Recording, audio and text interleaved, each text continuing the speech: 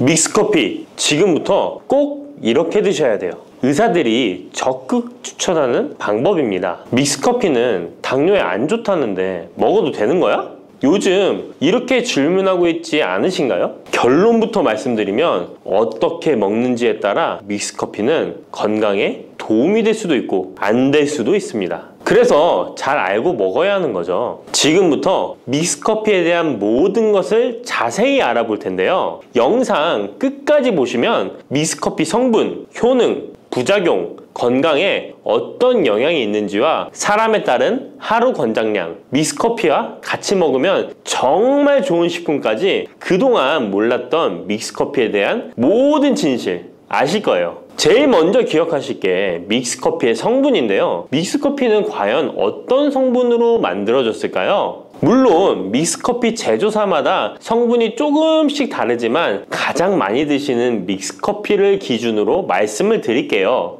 믹스커피 성분 첫 번째는 프림입니다. 프림의 원료는 코코넛의 속살인데요. 코코넛 과육에서 채취한 식물성 지방을 분말로 만들어서 믹스커피의 프림으로 사용하는 것입니다. 근데 이 프림이 지방이니까 몸에 안 좋고 콜레스테롤 수치를 높인다 하는 분들도 있고, 식물성 지방이라서 오히려 몸에 괜찮다 하는 분들도 있는데요. 어떤 게 맞는 걸까요? 정확히 말하자면 프림에 들어있는 지방은 코코넛에 추출한 식물성 지방이 맞긴 하지만 콜레스테롤을 대놓고 올리는 나쁜 포화지방이 맞습니다. 그런데 여기서 기억하셔야 할 것이 있는데요. 프림에 사용되는 주요 성분인 야자유는 중세지방산으로 일반적인 포화지방산과는 조금 다릅니다. 이 중세지방산은 일반적으로 체내에서 빠르게 흡수되어 에너지원으로 전환됩니다. 또한 일반적인 포화지방산과는 다르게 심혈관 건강에 악영향을 미치지 않고 소화에도 도움을 줄 수 있는 지방산이에요. 또한 믹스커피 프림에 들어있는 포화지방산은 그 양이 완전히 적다는 것입니다. 요플레 하나 정도에 들어가 있는 양이라고 할 수 있죠. 요플레는 건강을 위해 드시잖아요. 결국 믹스커피에는 몸에 안 좋은 포화지방산이 들어있지만 소량이라서 콜레스테롤 수치에 영향이 하루 한 잔 정도로는 매우 크게 좌지우지할 수 없다고 할 수 있습니다. 그리고 콜레스테롤에 대한 것도 잘 아셔야 하는데요. 우리가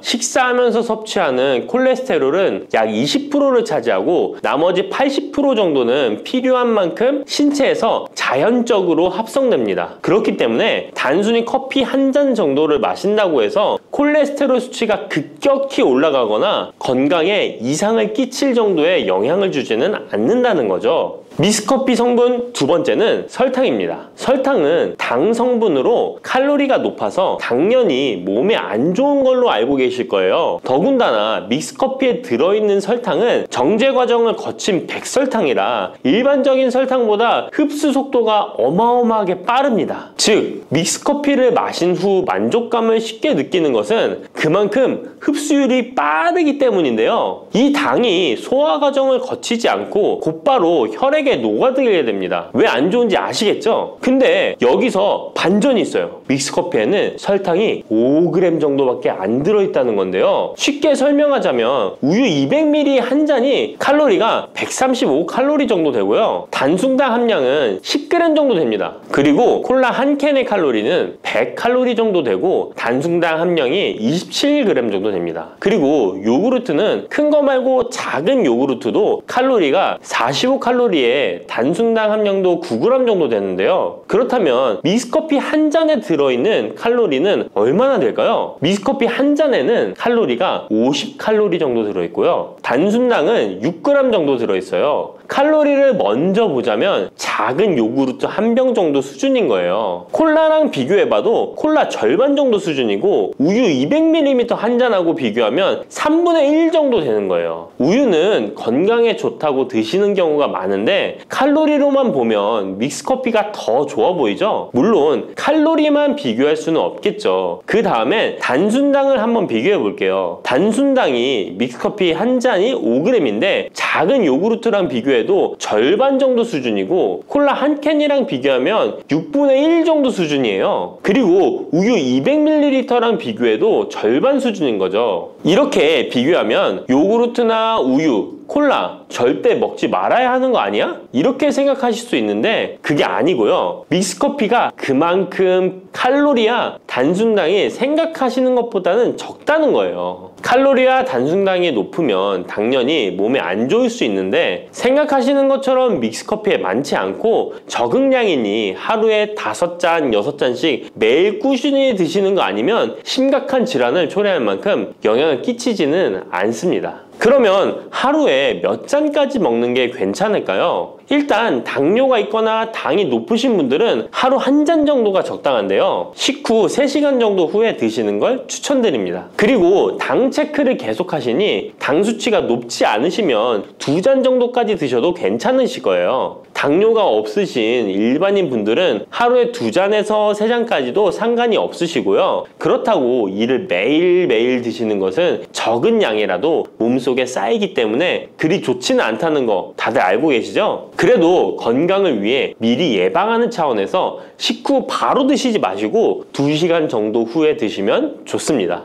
믹스커피의 성분 3번째는 커피에 들어있는 카페인입니다. 카페인에 대해 설명하기 전에 믹스커피도 일반 커피처럼 커피가 들어가 있기 때문에 커피 성분이 주는 효능이나 부작용도 나타날 수 있습니다. 먼저 커피의 효능을 보자면 커피의 효능 첫 번째, 암 예방 효과입니다. 미국 건강 매체 캔서 헬스에 따르면 ITPR3라는 물질은 대장암에서 간 전이에 기여하는 유전자의 발현을 유도해서 도미노 효과를 유발하는 물질인데 특별한 억제제는 아직 없지만 커피를 마시는 사람들에서 카페인이 이 ITPR3에 대한 억제 효과를 보인다는 것을 발표했고 카페인 섭취와 대장암 재발 및 사망률의 관계를 추적한 결과 하루 4잔 이상 커피를 마신 환자들이 전혀 마시지 않은 사람들에 비해 생존율이 현저히 향상된 것으로 규명된 바 있는 연구도 진행했었습니다. 이런 실험을 진행하면서 커피의 카페인에 대한 효능들이 지금까지 다양하게 연구되고 있는데요. 그렇다고 해서 커피를 무조건 많이 드시란 이야기는 아니고 또 믹스커피 자체가 이런 효능이 있다는 말도 아니에요. 커피에 카페인에 대한 몇 가지 실험을 이야기 드린 거고요. 그만큼 카페인에 대한 너무 부정적인 인식을 변화시켜 보시라고 말씀드리는 거예요. 커피의 효능 두 번째는 기억력 회복 효과입니다. 서울대 식품생명공학부 교수님께서 쥐의 인지 능력을 실험했는데요. 쥐를 물에 빠뜨린 뒤 안전한 장소에 도착하는 시간을 측정해 봤더니 평균 10초 정도 걸렸습니다. 그 쥐들에게 기억력을 손상시킬 수 있는 물질들을 투입하고 같은 실험을 했을 때 안전한 장소를 발견하는데 최대 40초가 걸렸습니다. 이 쥐들은 두 그룹으로 나눠 한 그룹은 하루에 3잔의 커피를, 다른 그룹은 6잔의 커피를 주입했습니다. 그 결과 하루 3잔의 커피를 준 쥐들은 20초로 빨라졌습니다. 그런데 하루 6잔을 주입한 쥐들은 거의 정상으로 돌아왔고 평균 10초 정도 걸렸습니다. 이런 결과에 따르면 커피가 기억력 회복에 확실히 도움이 되었다고 할 수 있는 실험도 있다고 간략히 소개해드리는데 참고로 이 실험에서는 일반 카페인 커피와 디카페인 커피 두 종류를 같이 실험했는데 거의 똑같은 효과를 보였습니다.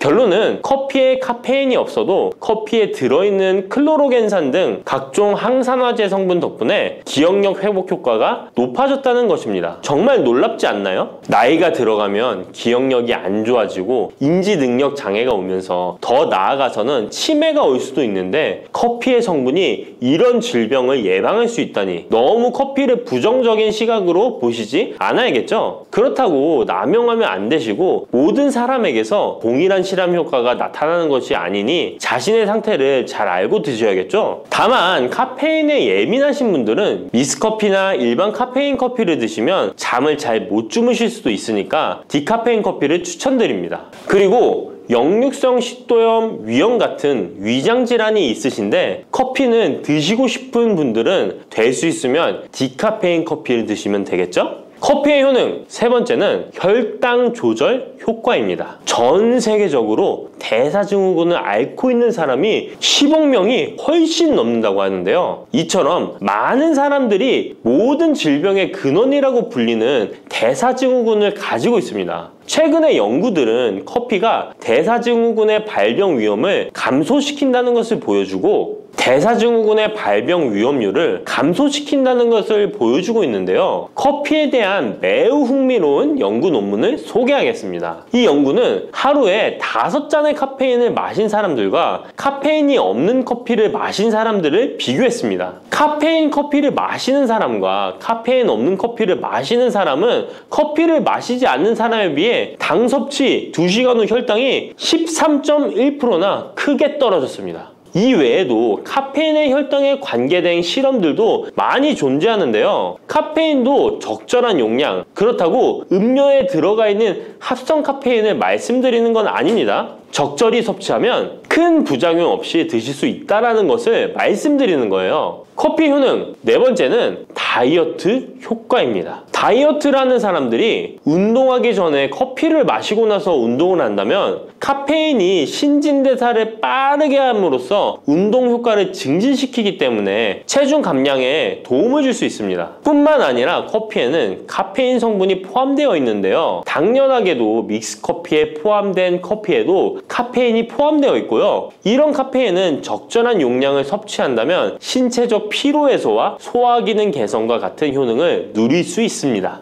오전에 커피 한 잔을 마시면 화장실에 가고 싶어지는 것도 커피에 카페인 성분이 장 운동을 활발하게 해주는데 영향을 주기 때문입니다. 카페인 성분이 장 운동을 활발하게 해주는데 영향을 주기 때문입니다. 물론 이뇨작용도 활발히 해줘서 소변도 조금 더 많이 보게 되긴 합니다. 다시 돌아가서 믹스커피에 들어있는 세 번째 성분 카페인에 대해 알아볼게요. 믹스커피에 포함된 카페인 용량은 제품마다 차이가 있을 수 있어요. 하지만 평균적으로 60mg 가량의 카페인이 한 잔 용량의 믹스커피에 포함되어 있는데요. 이는 일반적인 아메리카노 대비 3분의 1 수준에 해당하는 수치입니다. 결과적으로 믹스커피의 카페인은 일반 아메리카노보다도 훨씬 적게 들어있는 거죠. 그렇다면 식약처에서 권고하는 카페인 1일 최대 섭취량은 얼마나 될까요? 일반 성인의 경우 카페인 최대 섭취량은 400mg 정도이고요. 어린이나 청소년은 체중 1kg당 2.5mg 이하, 임산부는 200mg 정도입니다. 그러나 임산부의 경우에는 카페인이 태아에 미치는 영향이 조금이라도 있으니 안 드시는 게 좋겠죠? 콜라 한 캔에 카페인이 보통 35mg 정도 들어있으니 믹스커피가 카페인 함량도 크지 않다는 걸 알 수 있습니다. 여기서 잠깐! 그렇다면 믹스커피와 같이 먹었을 때 효과를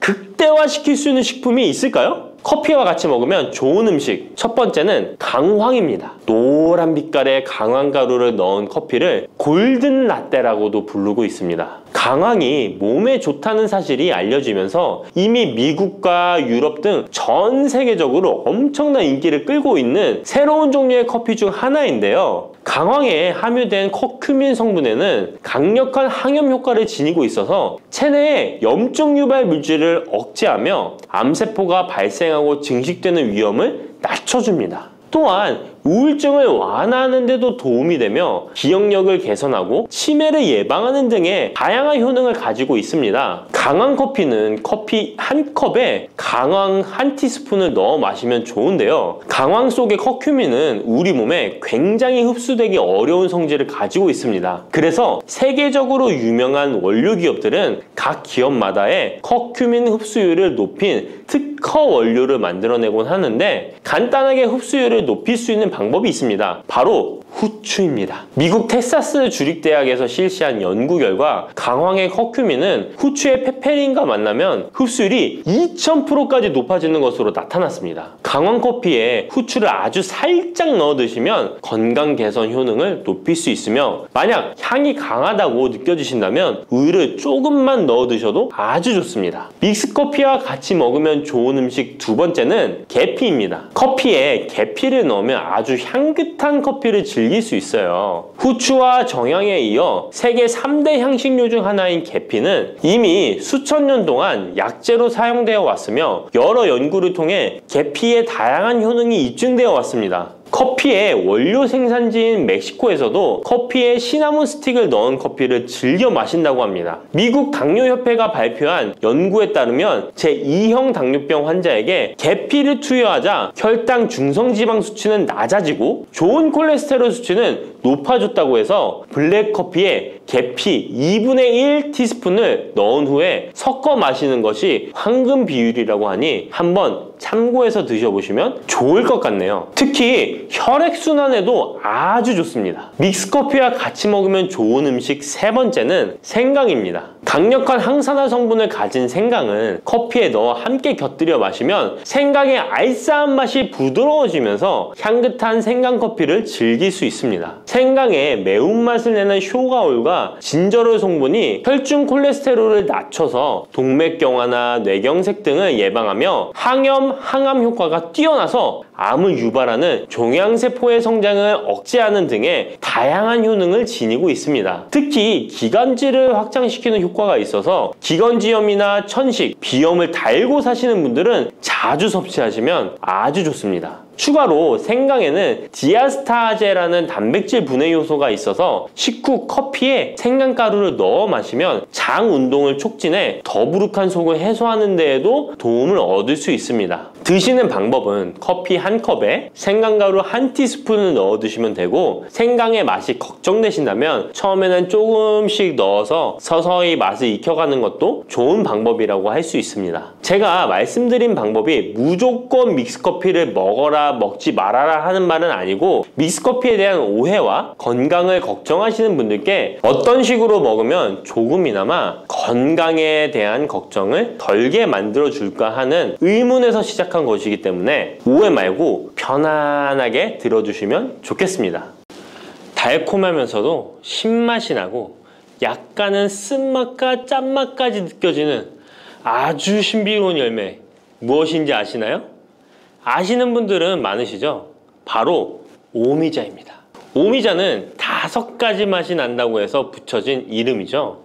이 오미자가 우리 건강에 얼마나 큰 도움을 주는지 아시는 분 있으신가요? 여름에 오미자차를 많이 즐기지만 사실 그 효능은 생소한데요. 이 오미자가 우리 몸에 큰 도움을 준다는데, 이 열매가 어떤 효능이 있고 또 어떤 음식과 잘 어울리는지 하나하나 알아보도록 할게요. 오미자는 우리나라뿐만 아니라 중국과 일본에서도 오랫동안 약재로 사용되어 온 열매인데요.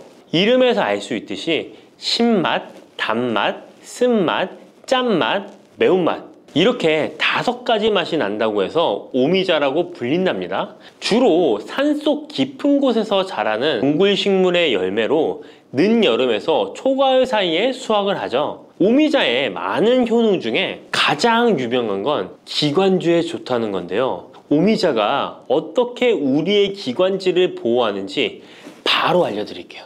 요즘 미세먼지나 환절기, 건조한 날씨 때문에 기관지가 불편한 분들 많으시죠? 기침이 자주 나고 목이 따갑거나 가래가 끓는 느낌이 드신다면 기관지가 약해져 있을 가능성이 큰데요. 이럴 때 오미자가 효과가 좋다는 거 알고 있으신가요? 오미자에는 휘잔드린과 고미신이라는 성분이 풍부하게 들어있는데요. 휘잔드린은 주로 기침 억제와 거담 작용을 통해 기관지 건강에 도움을 줄 수 있는 성분입니다. 거담 작용이란 기관지 내의 가래를 제거하는 것을 말하는 것이고, 또한 기침 반사를 억제하여 과도한 기침을 완화시키는 데 도움을 주는데요. 특히 만성 기침이나 기관지염과 관련된 기침 증상을 완화시키는데 탁월한 효과를 보입니다. 또 이 성분들은 기관지 점막을 보호하고 염증을 줄여주는 역할도 해주는데요. 쉽게 말해서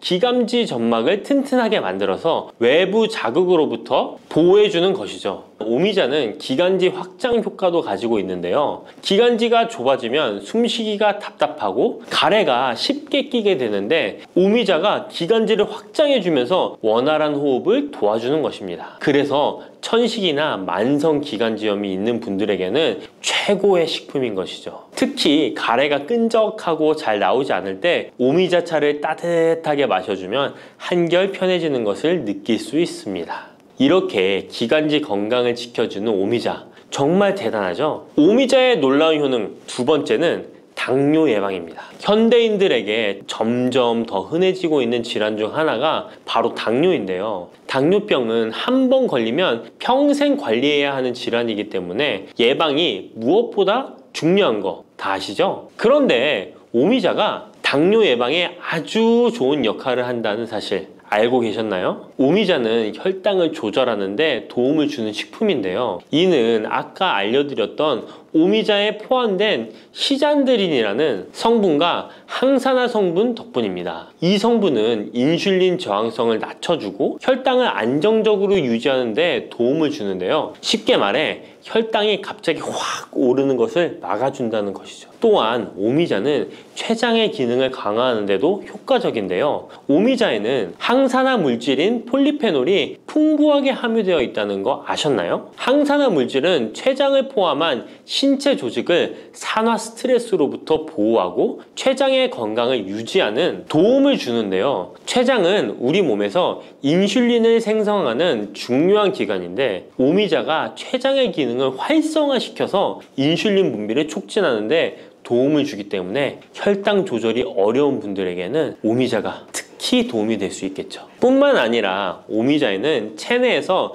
혈당이 과도하게 상승하는 것을 방지하는 역할도 하는데요. 식사 후 혈당이 급격하게 오르는 것을 막아주고 당이 천천히 흡수되도록 도와줍니다. 그래서 평소 혈당이 높거나 당뇨가 걱정되시는 분들은 오미자를 꾸준히 섭취해 보시면 많은 도움이 될 수 있습니다. 오미자의 놀라운 건강 효과 세 번째는 콩팥 건강에 도움을 주는 겁니다. 오미자가 신장 건강에 좋다니 참 놀랐죠? 콩팥, 즉 신장은 우리 몸에 노폐물을 걸러내고 체내 수분을 조절하는 중요한 역할을 하는데요. 그런데 나이가 들면서 신장 기능이 약해지는 경우가 많고 특히 당뇨나 고혈압을 앓고 계신 분들은 신장 건강을 더욱 신경 써야 하는 거 다 아시죠? 이때 도움을 줄 수 있는 것이 바로 오미자인데요. 오미자는 신장의 기능을 보호하고 강화하는데 도움을 주는 약재로 오래전부터 사용되어 왔습니다. 한방에서도 신장 기능이 약해져서 몸이 자주 붓거나 소변을 자주 보게 되는 증상에 오미자를 처방하곤 하는데요. 오미자는 신장의 혈액순환을 원활하게 하고 신장이 제 기능을 할 수 있도록 도와줍니다. 오미자에는 고미신이라는 성분이 들어있는데요. 오미자의 고미신 A, B, N 성분은 항염 효과가 뛰어나 신장의 염증 반응을 줄이는 데 도움이 됩니다. 신장의 염증을 억제하면 단백뇨와 같은 증상이 완화될 수 있으며 또한 오미자는 이뇨작용을 촉진하여 신장이 원활하게 노폐물을 배출하도록 도와주니 신장 건강을 지키는 데 도움이 되는 것이죠. 오미자는 체내 수분 밸런스를 조절하는 데도 좋은데요. 몸이 자주 붓는다면 오미자를 꾸준히 섭취하는 것이 도움이 될 수 있습니다. 신장의 기능이 약해지면 몸속 노폐물이 원활하게 배출되지 못하고 수분이 정체되면서 부종이 생길 수 있는데요. 오미자는 이 같은 부종을 완화하는데 효과적이니 신장 건강을 위해 오미자 꼭 드셔야겠죠? 오미자의 효능 네 번째는 면역력 강화입니다. 면역력은 우리 몸을 각종 질병으로부터 보호하는 중요한 요소인데요. 나이가 들수록 면역력이 떨어지면서 감기나 기타 질병에 쉽게 걸릴 수 있기 때문에 면역력을 강화하는 것이 중요하다는 것 다들 알고 계시죠? 면역력 강화에 오미자가 좋은 작용을 해주는데요. 오미자에는 폴리페놀, 안토시아닌 등 강력한 항산화 성분을 함유하고 있습니다. 이런 항산화 성분들은 우리 몸의 면역력을 높이는 데 도움을 주는 것이죠. 특히 폴리페놀과 폴라보노이드 성분이 풍부해서 우리 몸의 세포를 손상으로부터 보호하고 염증 반응을 감소시키고 면역 체계를 강화할 수 있는데요. 오미자의 항염증 작용은 면역력을 유지하는 데 도움을 주고 활성산소를 제거하는 역할도 하기 때문에 면역력뿐만 아니라 노화 방지에도 효과적이죠.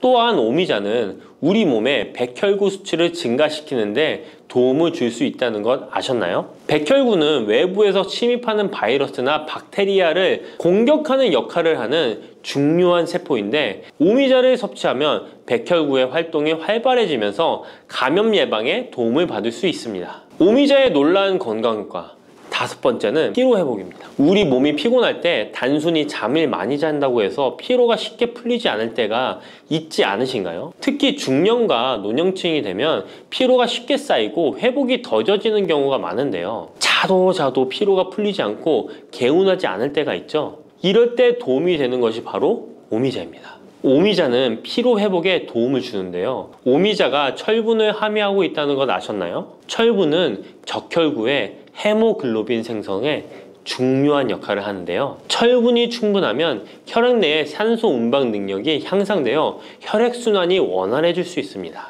혈액순환이 원활해지면 우리 몸 구석구석에 산소와 영양분이 잘 전달이 되기 때문에 피로가 덜 쌓이게 되고, 특히 오미자는 간 기능을 보호하는 효과도 있어 피로로 인해 몸이 무거운 분들에게 더욱 유익한 식품이죠. 또 오미자에는 고미신이라는 성분이 들어있는데요. 이 성분들은 아까 알려드렸던 콩팥 건강에 유익한 작용을 할 뿐만 아니라 간 기능 활성화를 시키고 피로 물질을 빠르게 분해하는 역할을 한다고 알려져 있습니다. 간은 우리 몸의 해독작용을 담당하는 중요한 기관인데, 오미자가 간의 기능을 도와주면서 피로 회복에도 큰 도움을 주는 것입니다. 또 오미자는 스트레스를 줄여주는 효과도 있는데요. 스트레스가 많으면 피로가 쉽게 쌓이게 되는데, 오미자가 신경을 안정시키는 작용을 해서 긴장을 풀어주고 피로를 완화하는 작용을 해주는 것이죠. 그러니 스트레스와 피로가 누적되어 힘든 날에는 오미자차 한 잔을 마시는 것도 좋은 방법이겠죠. 이렇게 여러 가지 건강에 이점이 있는 오미자를 드실 때 생으로 드시는 분들은 잘 없으실 텐데요. 어떤 방법으로 섭취해야 몸에 200% 이득이 되는지 오미자 섭취 방법 바로 알려드릴게요. 오미자를 가장 쉽게 섭취하는 방법은 찬물에 우려 마시는 건데요. 오미자를 뜨거운 물에 넣고 끓이면 끓일수록 꿀이나 스테비아를 넣어서 맛을 조절하면 됩니다. 따뜻한 오미자차도 좋지만 냉침으로 천천히 우려내면 색도 더욱 예쁘고 맛도 깔끔한데요. 여름철에는 시원하게 즐길 수 있어서 더욱 좋은 오미자차, 여름철에는 시원하게 즐길 수 있어서 더욱 좋은 오미자 냉침차 만드는 방법 알려드릴게요. 준비 재료는 간단한데요. 말린 오미자 30g, 물 500ml, 꿀 또는 레몬입니다. 만드는 방법은 말린 오미자는 한번 가볍게 헹군 거 불순물을 제거해 준 뒤에 깨끗한 물 500ml에 오미자를 넣고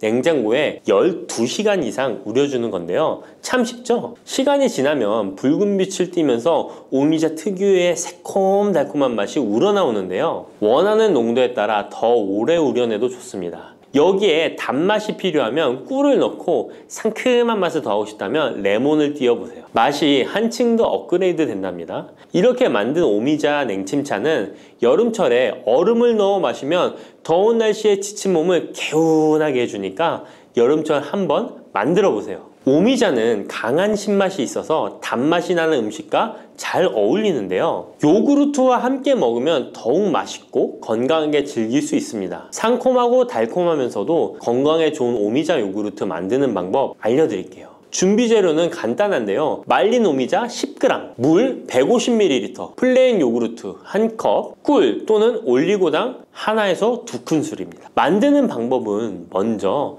말린 오미자를 물 150ml에 넣고 냉장고에 12시간 이상 충분히 우려주세요. 이때 뜨거운 물이 아니라 찬물에 우려야 영양성분이 더 잘 추출됩니다. 이렇게 냉침으로 우려낸 오미자는 체에 걸러 즙만 따로 준비해주세요. 플레인 요구르트 1컵에 오미자 냉침 액기스를 넣고 잘 섞어줍니다. 신맛이 강하다면 꿀이나 올리고당을 하나에서 2큰술 넣어 맛을 조절해주세요. 이렇게 하면 새콤달콤한 오미자 요구르트가 완성됩니다. 아침에 가볍게 먹거나 간식으로 챙겨 드시면 장 건강에도 도움이 되고 피로 회복에도 좋으니 꼭 해드셔 보세요. 세 번째로 소개해 드릴 것은 오미자청인데요. 오미자청은 오랫동안 보관할 수 있어서 언제든지 쉽게 차로 만들어 마실 수 있습니다. 또한 청을 이용해서 다양한 음식에도 활용이 가능한데요. 오미자청 만드는 방법도 알려드릴게요. 준비 재료는 말린 오미자차 400g 혹은 냉 오미자 500g, 설탕 또는 비정제 설탕 500g 또는 꿀 400g, 유리병입니다. 만드는 방법은 말린 오미자일 경우 오미자를 깨끗이 씻은 후에 물에 30분 정도 불려준 뒤 체에 받쳐 물기를 제거한 후에 유리병에 오미자를 담아주세요. 생 오미자는 잘 세척 후 바로 유리병에 담아주세요. 오미자와 설탕 또는 꿀을 넣어 충분히 잘 섞어줍니다. 그 다음 뚜껑을 닫고 상온에서 2에서 3일 정도 숙성시킨 후 냉장고에서 2주 이상 보관하면 오미자청이 완성됩니다. 오미자청은 물에 타서 차로 마셔도 좋고 탄산수에 넣어 에이드처럼 즐겨 마셔도 맛있는데요. 또한 오미자청과 레몬즙을 활용해서 샐러드 드레싱으로도 활용할 수 있습니다. 만드는 방법도 어렵지 않고 활용 방법도 많으니 한번 집에서 해보시는 것도 좋겠죠? 몸에 좋은 오미자차도 과하게 드시면 안 좋은데요. 오미자는 혈압을 상승시킬 수 있는 성분을 소량이지만 함유하고 있기 때문에 고혈압을 걱정하는 분들이라면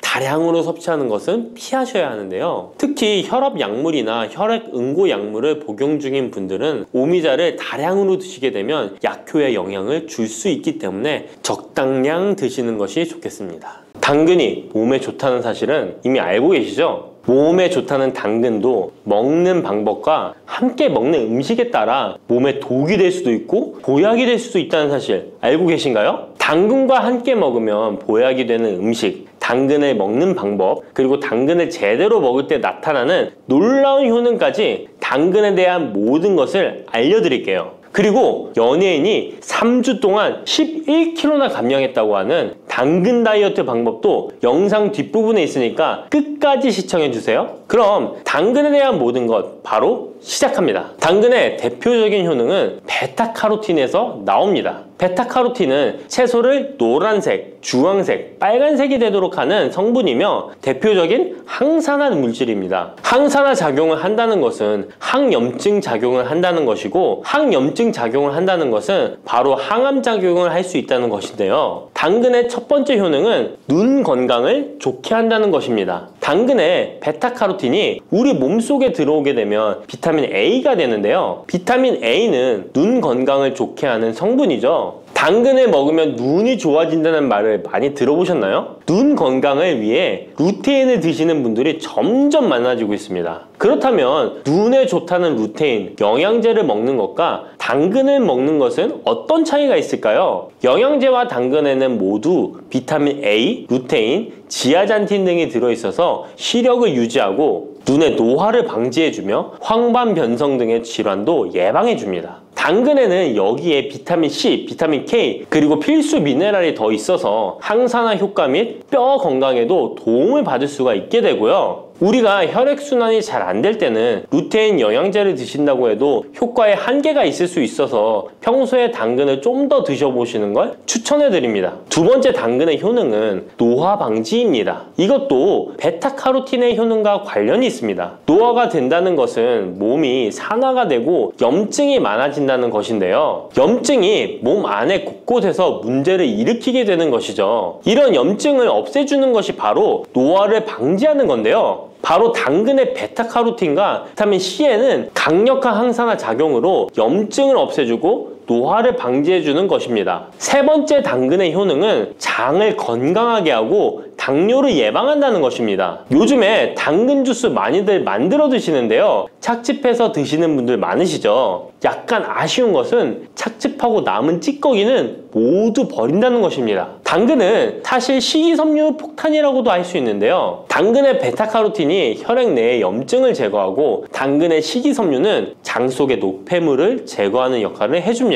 장 속에 유산균이 살아가려면 유산균의 먹이가 있어야 되는데요. 이 먹이를 프리바이오틱스라고 합니다. 그리고 프리바이오틱스의 역할을 해주는 것이 바로 당근의 식이섬유입니다. 또한 식이섬유는 당을 흡착하여 배출해주는 효능이 있습니다. 이 효능은 당이 우리 몸에 흡수되는 속도를 늦춰주기 때문에 혈당이 급격하게 오르는 것을 막아주게 됩니다. 이런 과정은 당뇨를 예방하는데 아주 탁월한 효능을 발휘하는 것이죠. 네 번째 당근의 효능은 암을 예방하는 것입니다. 암이 발생하는 여러 이유 중 하나는 염증이 계속해서 발생하기 때문인데요. 폐에 염증이 반복해서 발생하면 폐암이 될 가능성이 높고 위에 염증이 반복해서 발생하게 되면 위암이 될 가능성이 높은 것이죠. 또 한 가지 경우는 혈액순환이 잘 되지 않는 곳에 암이 발생할 가능성이 높아집니다. 혈액순환이 잘 되지 않게 되면 그곳에 영양분이 잘 전달되지 않고 문제가 생겨도 회복이 더디거나 악화가 될 가능성이 높아져서 결국 암으로 발전하게 된다는 것입니다. 이러한 문제들을 해결해 주는 것이 바로 항산화 성분이고, 당근의 베타카로틴이 강력한 항산화 작용을 하여 암을 예방할 수 있는 것입니다. 간혹 흡연을 하는 분들이 베타카로틴을 섭취하면 폐암의 발병률이 높아진다고 하여 당근 섭취를 꺼리시는 분들이 있는데요. 걱정하지 않으셔도 됩니다. 암 발생은 당근과는 아무런 관련이 없습니다. 폐암이 발생했던 실험군은 당근을 섭취한 것이 아니고 베타카로틴 영양제를 섭취하는 것이었으며, 당근을 섭취한 실험군은 오히려 암 발병률이 낮았다는 연구 결과가 있습니다. 다섯 번째 당근의 효능은 치매 예방입니다. 베타카로틴은 뇌혈관에도 작용을 하게 되는데요. 뇌혈관에 쌓이는 베타 아밀로이드를 제거하여 뇌신경을 활성화시켜주는 역할을 해줍니다. 이렇게 뇌신경이 활성화되면 기억력과 학습 능력이 향상되고 치매를 예방할 수 있게 되죠. 치매는 발병이 되면 치료하는 것은 거의 불가능해서 예방이 정말 중요한데요. 치매를 예방하는 데 가장 중요한 것이 혈관을 깨끗하게 하는 것입니다. 당근의 베타카로틴이 혈관을 깨끗하게 해주는 효능이 있으니 당근을 매일 하나씩 꾸준히 섭취하여 치매를 예방하시길 추천드립니다. 여섯 번째 당근의 효능은 바로 다이어트에 효과적이라는 것입니다. 여성 연예인이 당근 다이어트로 3주 동안 11kg을 감량한 사실도 있는데요. 이런 효과를 누릴 수 있는 이유가 당근에 함유된 식이섬유 때문입니다. 풍부한 식이섬유는 포만감을 주고 섭취한 당 성분과 지방 성분을 배출시켜주는 역할을 하기 때문에 다이어트에 탁월한 효능이 있는 것이죠. 그렇다면 연예인이 활용했던 당근 다이어트 레시피 지금부터 알려드릴게요. 먼저 당근을 잘 씻어서 잘게 채를 썰어줍니다. 당근 1개에 소금 1스푼을 넣어서 10분 정도 저어주시고, 절인 물은 꼭 짜서 버려줍니다. 그리고 올리브오일과 식초에 버무려 밀폐용기에 담아 냉장고에서 2~3시간 숙성하신 후에 드시면 됩니다. 먹을 때는 사과를 채 썰어서 함께 드시면 더욱 맛있게 드실 수 있습니다. 이렇게 좋은 당근도 먹는 방법에 따라 효과를 10배 이상 늘릴 수도 있고, 함께 먹으면 더욱 좋은 음식들이 있는데요. 우선 당근을 드실 때 다이어트가 목적이라면 생으로 드시는 것이 가장 효과가 좋습니다. 다만 식이섬유는 소화가 잘 되지 않기 때문에 장이 안 좋은 분들은 익혀서 드시는 것이 좋습니다. 그리고 당근을 드실 때는 껍질까지 함께 드시는 것을 추천드리는데요. 당근의 영양 성분은 껍질에 가장 많이 함유되어 있기 때문입니다. 그리고 당근의 베타카로틴은 지용성 성분입니다. 지용성이라는 것은 기름에 잘 녹는다는 것인데요. 따라서 베타카로틴을 잘 흡수하기 위해서는 기름과 함께 섭취하는 것이 좋습니다. 오메가3가 풍부한 올리브유나 들기름, 아마씨유 같은 기름을 사용하면 좋고요. 이렇게 기름을 사용해서 살짝 익혀 드시게 되면 생으로 드셨을 때 10% 정도 흡수되는 베타카로틴을 70% 정도 흡수할 수 있게 됩니다. 엄청난 차이죠? 기름에 볶을 때 주의사항은 너무 오래 익히지 말고 살짝만 익혀서 드시는 것이 좋습니다. 너무 오래 볶으면 오메가3를 함유한 기름도 산패되어서 문제가 될 수 있기 때문입니다. 다음으로 함께 먹으면 좋은 음식들을 알려드릴게요. 몇 년 전부터 유행하고 있는 주스 있잖아요. ABC 주스라고 하는데요. 들어가는 재료는 사과, 비트, 그리고 당근이죠. 이 세 가지를 함께 갈아서 주스로 마시면 항산화 폭탄 주스를 마시게 되는 것인데요. 이 세 가지 중에서 비트의 효능이 혈관을 확장시켜주는 역할을 합니다. 풍부한 항산화 성분들이 확장된 혈관을 따라 온몸 구석구석에 공급되어 혈관을 깨끗하게 하고 염증을 제거하여 각종 질병을 예방할 수 있게 되는 것이죠. 다만 비트에는 옥살산이 함유되어 있어서 신장의 결석을 유발할 수 있기 때문에 신장이 약하신 분들은 약간의 주의가 필요하고요. 그래서 요즘엔 이 비트를 빼고 사과, 양배추, 당근 이렇게 세 가지를 넣은 ACC 주스를 많이 드시는데요. 양배추는 우리 몸의 진액을 보충해줘서 점막을 촉촉하게 해주는 효능이 있어서 외부로부터 들어오는 바이러스와 이물질을 배출시켜주는 탁월한 효능이 있습니다. 그리고 항암 효과를 극대화시켜줄 수 있는 음식도 알려드릴게요. 바로 브로콜리와 단호박을 당근과 함께 드시면 됩니다. 세 가지를 생으로 드시는 것보다 찜기에 쪄서 드시면 흡수율을 훨씬 높일 수 있고요. 올리브 오일과 약간의 소금을 넣고 물과 함께 섞어서 드시면 맛도 좋고 건강에도 좋은 강력한 항암 주스로 드실 수 있습니다.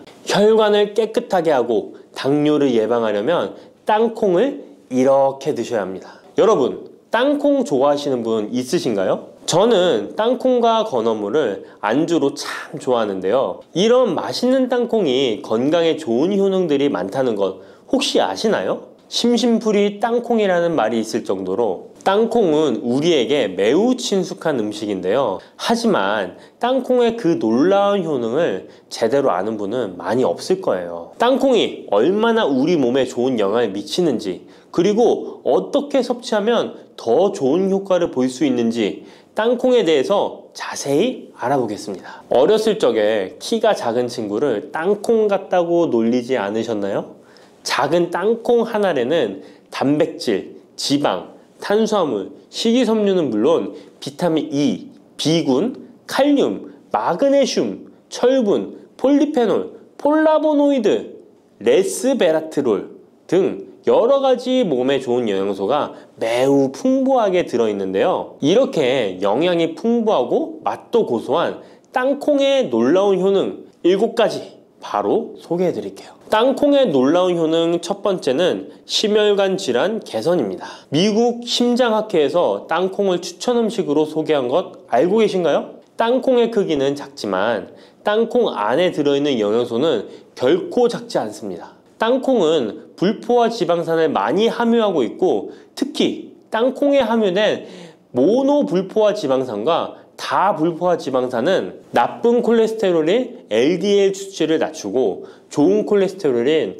HDL을 높이는 데 도움이 됩니다. 또한 땅콩에 함유된 단일 불포화 지방산은 혈중 콜레스테롤 수치를 낮추는 데 도움을 주는데요. 혈중 콜레스테롤이 낮아져 심장 건강을 지키는데 매우 좋은 작용을 하는 것이죠. 또한 땅콩은 불포화 지방산이 풍부하고 비타민 E가 풍부하게 들어있어 심혈관 건강에 도움을 주고 혈관을 보호하며 혈액순환과 동맥경화증을 예방하고 심장 질환의 위험을 줄여줍니다. 또한 땅콩은 마그네슘, 칼륨, 식이섬유와 같은 심혈관 건강에 중요한 영양소를 함유하고 있어 혈압을 조절하고 혈관을 건강하게 유지하는 데 도움을 준다는 것 꼭 기억해 주세요. 땅콩의 놀라운 효능 두 번째는 뇌 건강에 도움을 주는 것입니다. 땅콩에는 레시틴과 비타민 E가 들어있는데요. 이 성분들은 뇌세포를 보호하고 뇌 건강을 유지하는 데 중요한 역할을 합니다. 특히 땅콩은 기억력과 집중력 향상에 도움이 될 수 있어 중년과 노년층에게 매우 유익한 음식이라는 것 아시나요? 땅콩이 함유된 비타민 E, 폴리페놀, 특히 레스베라트롤 등 강력한 항산화 성분은 뇌 건강에 도움을 줍니다. 이러한 항산화 성분은 뇌에서 발생할 수 있는 산화 스트레스를 줄여주며 이는 신경세포를 보호하고 뇌 기능을 향상시키는 기능도 해준답니다. 또한 땅콩은 불포화 지방산, 특히 오메가3 지방산을 포함하고 있어 뇌 기능을 개선하고 치매와 같은 뇌 질환을 예방할 수도 있는데요. 특히 불포화 지방산은 뇌세포의 구성 성분으로 중요한 역할을 하며 뇌신경 전도 속도를 높여 기억력과 학습 능력을 향상시킬 수 있습니다. 땅콩의 효능 정말 놀랍지 않나요? 아직 놀라기는 이른데요. 땅콩의 효능 세 번째는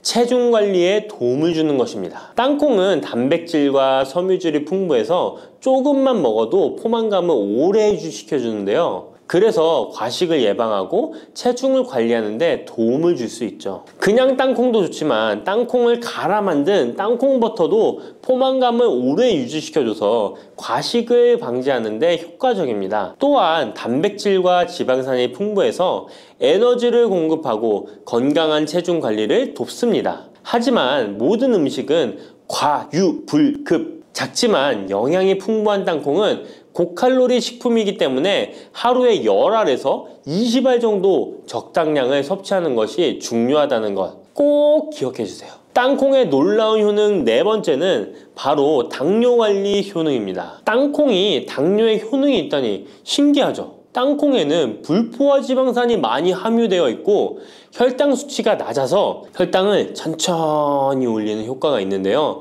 그래서 당뇨병 환자들에게도 좋은 간식으로 평가되고 있습니다. 또한 땅콩에 포함된 섬유질과 단백질이 혈당을 안정적으로 유지하는 데 도움을 주는데요.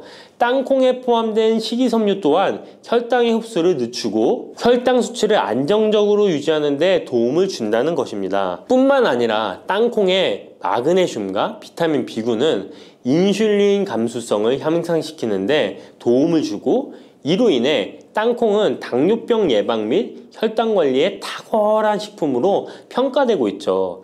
땅콩의 효능 정말 놀랍지 않나요? 아직 안 끝났습니다. 땅콩의 효능 5번째는 피부 건강에 도움을 주는 것입니다. 땅콩에 들어있는 비타민 E와 항산화 물질이 피부를 건강하게 유지하는 데 좋은 영향을 주는데요. 땅콩에 들어있는 비타민 E는 강력한 항산화제로 피부 세포를 자유 라디칼로부터 보호하고 피부 노화를 지연시키는 데 좋은 영향을 줍니다. 이 성분은 피부의 탄력을 유지하고 주름을 예방하는 데 효과적이며 피부 노화를 방지하고 염증을 줄이며 피부를 매끄럽고 촉촉하게 만들어줍니다. 그래서 땅콩은 아름다운 피부를 위한 좋은 식품이죠. 그리고 땅콩에 포함된 불포화 지방산, 특히 올레산과 리놀렌산은 피부의 수분 유지를 도와 피부가 건조해지지 않도록 하며 염증을 줄여 피부 트러블을 완화하는 데 도움을 줄 수 있습니다. 뿐만 아니라 땅콩에는 아연이 포함되어 있어 피부 회복에 중요한 역할을 합니다. 땅콩에 함유되어 있는 아연은 상처 치유를 돕고 여드름과 같은 피부 문제를 개선하는 데 놀라운 효능도 있습니다. 땅콩의 효능 6번째는 소화 건강에 도움을 주는 것입니다. 땅콩에는 식이섬유가 풍부해 소화 시스템에 좋은 영향을 주는데요. 식이섬유는 장의 움직임을 촉진시켜 변비를 예방하고 장내에 유익한 미생물의 활동을 도와줘서 장 건강에 매우 좋은 환경을 만들어줍니다. 또한 땅콩에 포함된 불용성 섬유는 특히 장을 자극해 배변을 원활하게 하고 장의 건강을 유지하는 데 중요한 역할을 하는데요. 이 섬유는 장에서 물을 흡수하여 변을 부드럽게 만들어줍니다. 땅콩의 놀라운 효능 7번째는 좋은 단백질과 건강한 지방 섭취에 좋은 공급원입니다. 땅콩은 고기나 다른 동물성 단백질에 비해 지방이 적고 채식주의자나 비건이 단백질을 섭취할 때 아주 유용한 대체 식품이 될 수 있는데요. 100g의 땅콩은 약 25에서 30g의 단백질을 함유하고 있다는 것 아시나요? 우리가 흔히 좋은 단백질 공급 식품이라고 생각하는 닭가슴살의 단백질 함량이 100g당 30에서 35g이라는 걸 생각해보면 단백질 함량은 닭가슴살에 비해 살짝 낮지만 대신 건강한 불포화 지방산과 다른 다양한 영양소도 다량 함유되어 있어 단백질을 섭취하기에 충분히 좋은 식품이랍니다. 이렇게 건강에 놀라운 효능이 있는 땅콩, 아무렇게나 드시면 땅콩의 효능을 100% 섭취할 수 없다는 것 아시나요? 보통 땅콩을 어떻게 조리해서 드시나요? 구워서? 볶아서? 삶아서? 모두들 좋아하는 방법이 다르실 텐데요.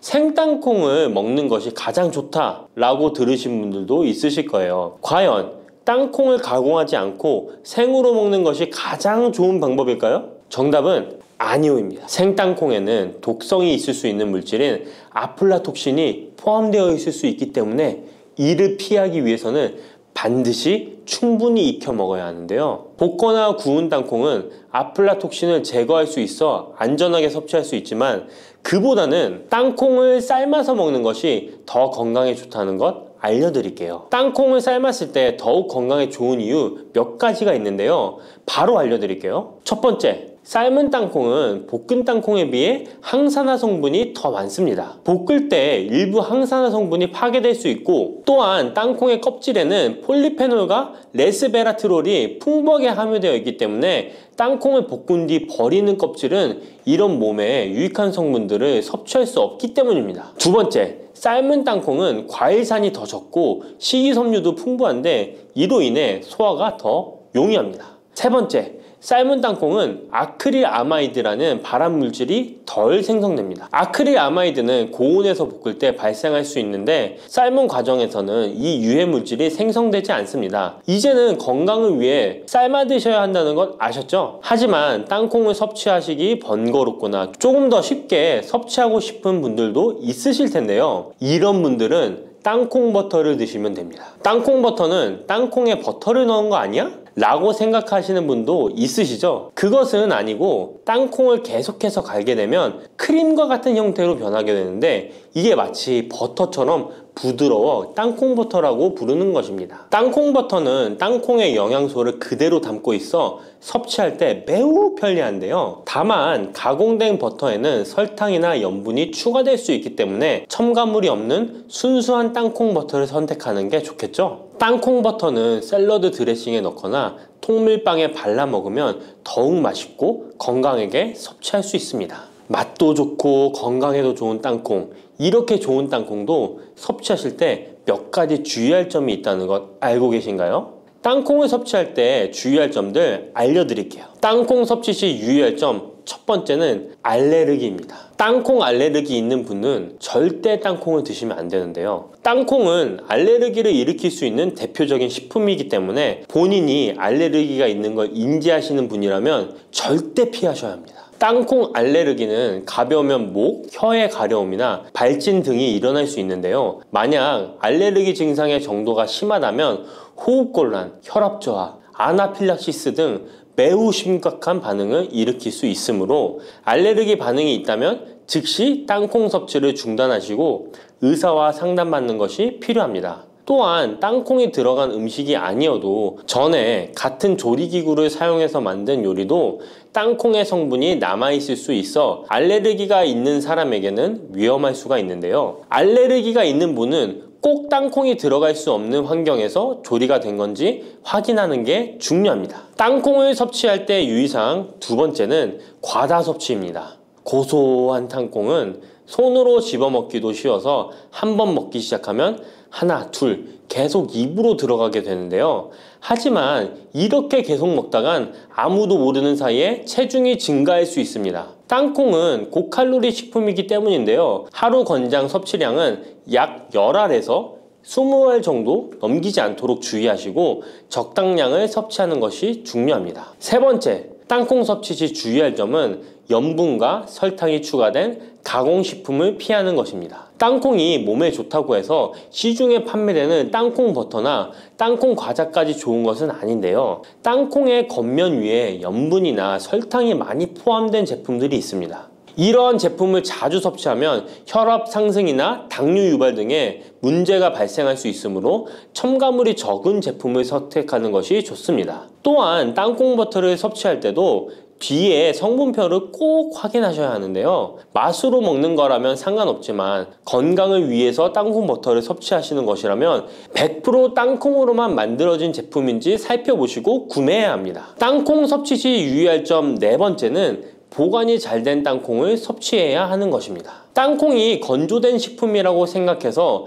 실온에 대충 보관해 놓진 않으셨나요? 땅콩은 고지방 식품으로 지방산이 많이 포함되어 있기 때문에 산패가 될 수 있는데요. 산패된 지방산은 인체에 유해한 물질인 과산화지질을 생성할 수 있으며 이는 세포와 조직에 손상을 일으킬 수 있습니다. 땅콩이 보관 상태가 부적절해지면 곰팡이가 자주 발생하는데 이 곰팡이는 아플라톡신이라는 독소를 생성할 수 있습니다. 아플라톡신은 강력한 발암 물질로 알려져 있으며 장기적으로 섭취할 경우 간에 손상을 주거나 간암을 일으킬 수 있는 위험한 물질이죠. 따라서 땅콩을 보관할 때는 통풍이 잘 되고 건조한 장소에 보관해야 하며 곰팡이가 발생한 땅콩은 절대 섭취해서는 안 됩니다.